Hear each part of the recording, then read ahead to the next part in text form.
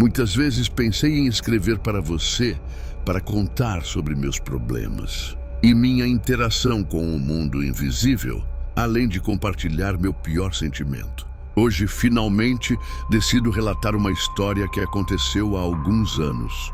Na época, eu havia acabado de conhecer aquela que seria minha parceira por mais de 2 anos. Para facilitar a compreensão, vamos chamá-la de Marie. Desde a infância, Marie possuía dons especiais, mediunidade, clarividência e uma forte intuição. Estar ao lado dela não só me ensinou muitas coisas, mas também me fez questionar todos os padrões de pensamento que eu tinha sobre o nosso mundo. Não foi fácil lidar com isso. Em uma noite em que dormíamos na casa dela, decidimos ir para o meu apartamento às 2 da manhã porque não conseguíamos descansar devido à energia e ao barulho na casa. Era algo que parecia além do comum. Sons no sótão, como passos de salto alto, vozes no corredor e ruídos na cozinha. Apesar de estar acostumado com os fenômenos ao lado de Marie, aquela noite estava além do suportável. Pegamos a estrada rural em direção ao meu apartamento na cidade. Mal havíamos saído da estrada de terra e entrado na rodovia, quando meus olhos foram atraídos para algo à esquerda. A atmosfera estava pesada, havia neblina e tudo ao redor estava deserto. Ali, na beira da estrada, estava uma mulher idosa, com cabelos brancos e longos, trajando roupas que pareciam de outra época. Ela carregava uma bolsa de tecido aparentemente vazia. Decidi parar o carro e oferecer ajuda. Marie parecia hesitante, quase desconfortável com a ideia. Enquanto eu conversava com ela, virei novamente para olhar a idosa e, para minha surpresa, ela já estava ao lado da janela do motorista, me observando fixamente. Perguntei o que ela fazia ali, sozinha. Àquela hora, ela não respondeu. Apenas acenou para que a levássemos. Convidei-a a entrar no banco traseiro. Antes de entrar, ela contornou o carro lentamente, parando em frente a Marie e repetindo o mesmo padrão na parte traseira. Quando decidi sair para ajudá-la, ela já estava sentada atrás de mim. A sensação dentro do carro era sufocante. O tempo parecia ter parado. A mulher permanecia em silêncio, até que finalmente respondeu, com uma voz baixa e desconhecida, que precisava ser levada a um acampamento a cerca de 5 quilômetros. Após responder a 2 ou 3 perguntas simples, ela voltou ao silêncio.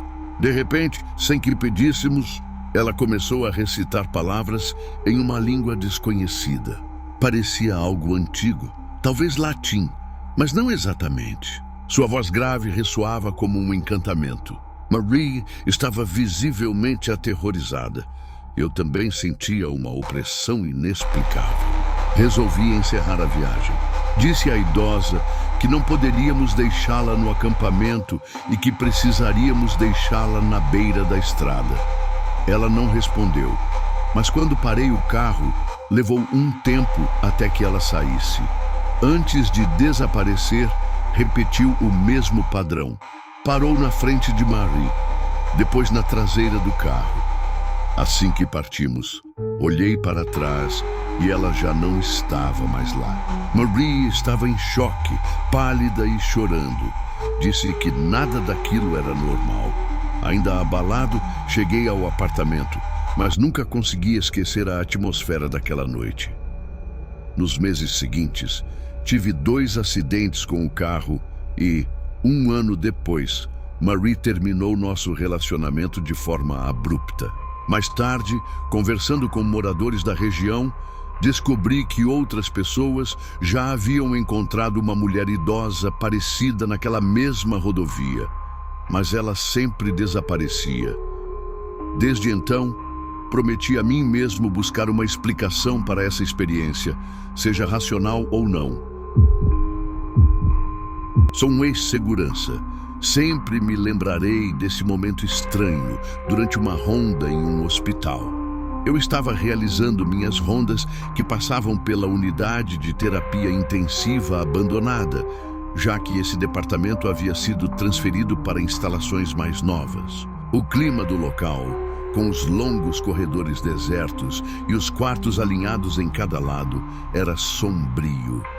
Mas o trabalho precisava ser feito com atenção, para evitar que invasores ou outras pessoas tomassem conta do espaço. Cheguei àquele lugar, verifiquei cada cômodo e, de repente, estando no corredor, vi no final dele uma sombra negra que literalmente deslizou de um cômodo para o outro. Não parecia humana nem animal. Além disso, era plena luz do dia e o ambiente estava perfeitamente iluminado. A sombra era algo muito opaco, sem uma forma precisa, e parecia flutuar rente ao chão, movendo-se de uma sala para outra. O mais estranho foi que, naquele momento, eu não senti medo. Fiquei tão surpreso que apenas me perguntei: o que é isso? Afinal, ao verificar o quarto em questão, não encontrei nada. Nem sem teto, nem animal, nem mesmo um rato. E de qualquer forma, a sombra era muito maior que qualquer rato e flutuava próximo ao solo. Quando eu tinha 9 ou 10 anos, morava na empresa dos meus pais. Meu pai era diretor de uma escola e morávamos no mesmo terreno da escola. Sempre que saía para brincar, ia até o porão para pegar minha bicicleta.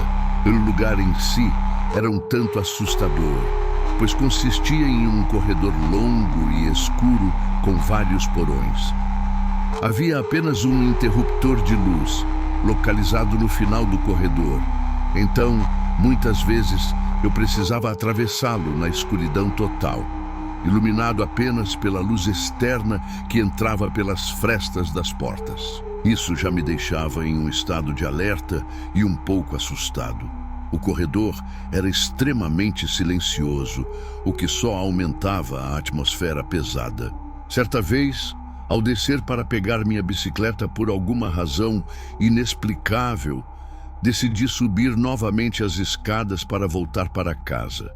Foi então que, no meio da escada, ouvi uma gargalhada masculina muito alta e impossível de localizar a origem. Num acesso de pânico, corri de volta para casa. Foi aí que a estranheza começou, pois era domingo, então não havia funcionários ou alunos da escola presentes nos corredores ou escritórios. Nosso único vizinho havia saído no fim de semana. Meu pai também não estava no local naquele momento.